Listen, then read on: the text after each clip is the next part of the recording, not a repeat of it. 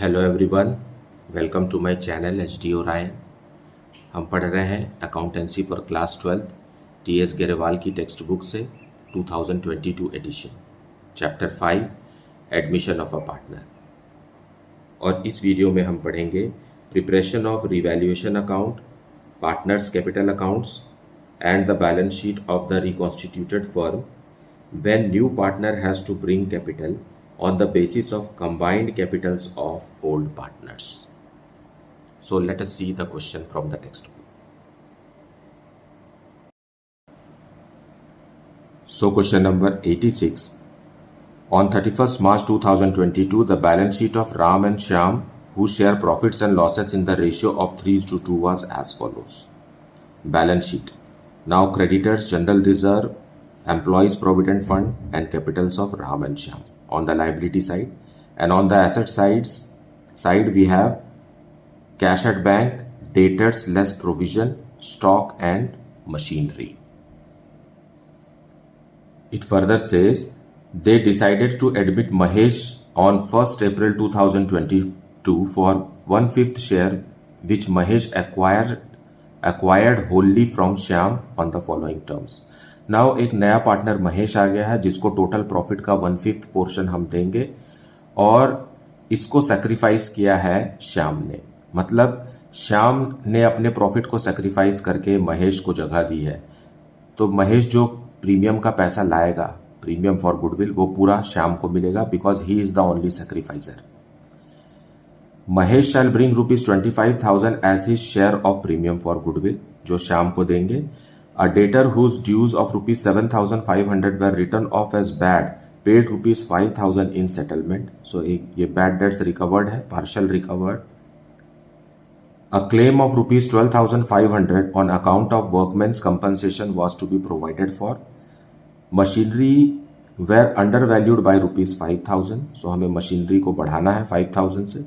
Stock was valued at 10% more than its market value. तो हमें stock को 10% कम करना है.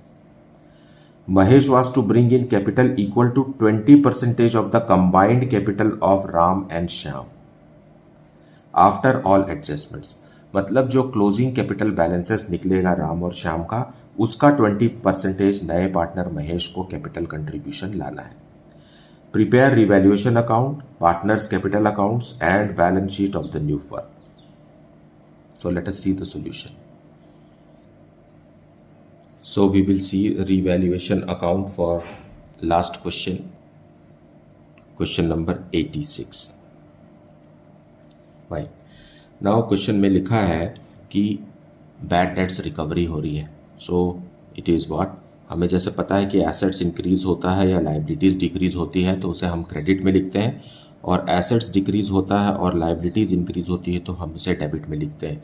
Now bad debts रिकवर हो रहा है, so बाय बैंक हमारा कैश बैलेंस बढ़ जाएगा 5,000 रुपीज से. देन वर्कमैन कंपनसेशन क्लेम है, so that's an increase in liabilities to workman compensation. ये 12,500 रुपीज का क्रिएट करना है. एंड मशीन भी इंक्रीज हो रहा है, so buy machine again 5,000. Then stock के बारे में लिखा हुआ है कि वो अपने मार्केट वैल्यू से 10% ज़्यादा है, सो हम उसे कम करेंगे टू स्टॉक. फाइन. बुक में दिया हुआ है 82,500. 82,500 जो है वो मार्केट प्राइस है, ये मार्केट वैल्यू है, प्लस 10% ऑफ मार्केट वैल्यू भी है. मतलब ये 110% है, 110% ऑफ मार्केट वैल्यू या market price. So what will be the what's that market value? So market value is equal to, market value या market price is equal to 82,500 into 100 divided by 110. So it is coming to be 75,000. मतलब stock का market value 75,000 है और उसे book में हमने लिख दिया है 82,500. सो हमें 7,500 रुपीज़ कम करना है. फाइन. मार्केट वैल्यू या मार्केट प्राइस आपको ट्रांसपोज करने से मिलेगा। जैसे यहाँ 82,500 लिखते हैं तो ये 100 रुपीज़ यहाँ मल्टीप्लाई हो गया और 110 डिनोमिनेटर में चला गया। सो एज ए रिज़ल्ट हमें मार्केट प्राइस या मार्केट वैल्यू पता चल गया 75,000। उसे बुक में हमने 82,500 शो कर रहा है, तो हमें 7,500 रुपीज़ से स्टॉक को रिड्यूस करके मार्केट वैल्यू में लाना होगा। नाउ बस इतना ही इन्फॉर्मेशन है। सो 20,000 एंड यो क्योंकि ये डेबिट बैलेंस है so it's a loss. So by loss on revaluation and it is old ratio is 3:2। ये दोनों पार्टनर्स को हम देंगे Ram and Shyam. What is that? Yes, Ram and Shyam.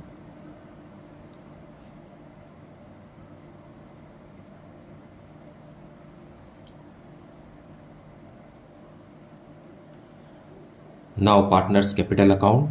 First we will write by balance brought down from the balance sheet provided.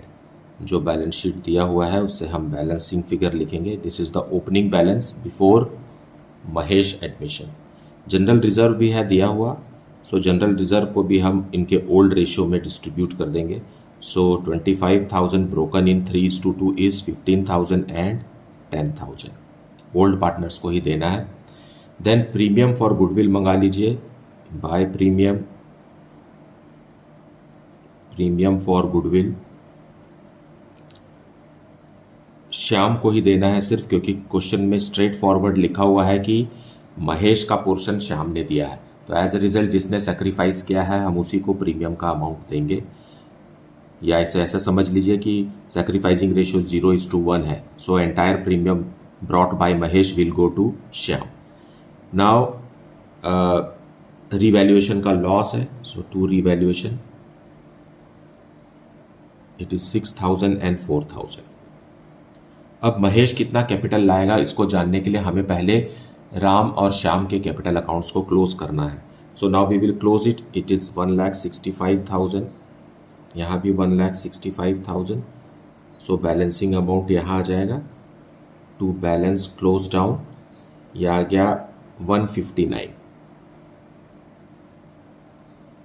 Okay, then for Shyam it is 135,000।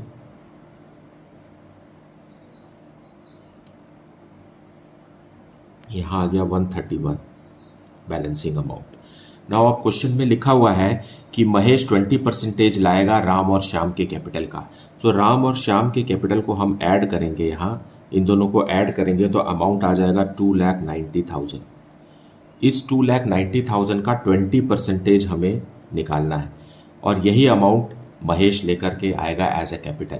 So by bank यह amount 2,90,000 into 20% करेंगे तो amount आएगा 58,000। So 58,000 is the amount which Mahesh has to bring as capital.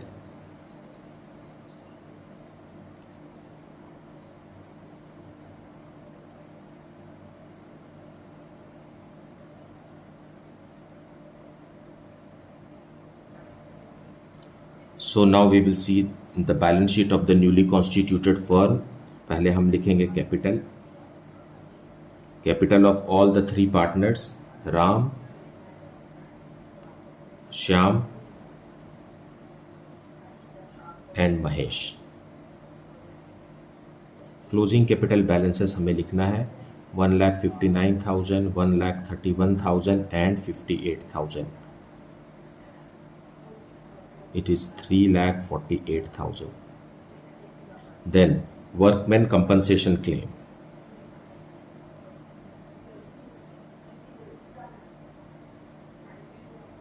Workman compensation create करने के लिए कहा है, इसलिए 12,500 का है। देन क्रेडिटर्स जो दिया हुआ है बैलेंस शीट में, no change in creditors 70,000। Then employees provident fund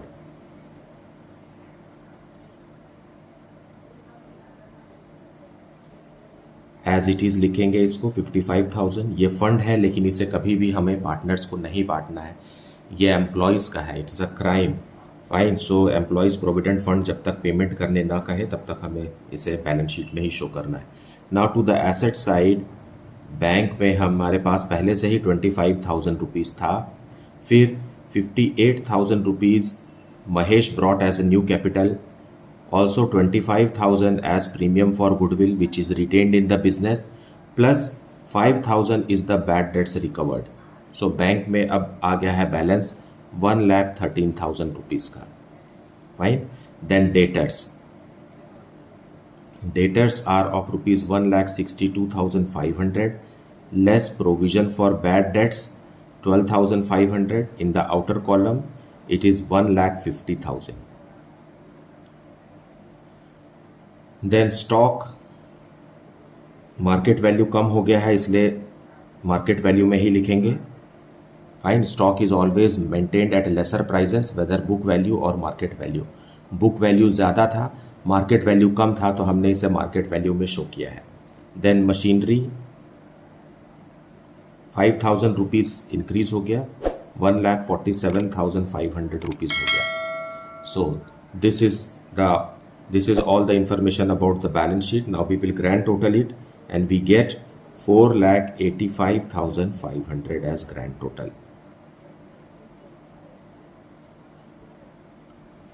So this is how the question is to be solved and understood.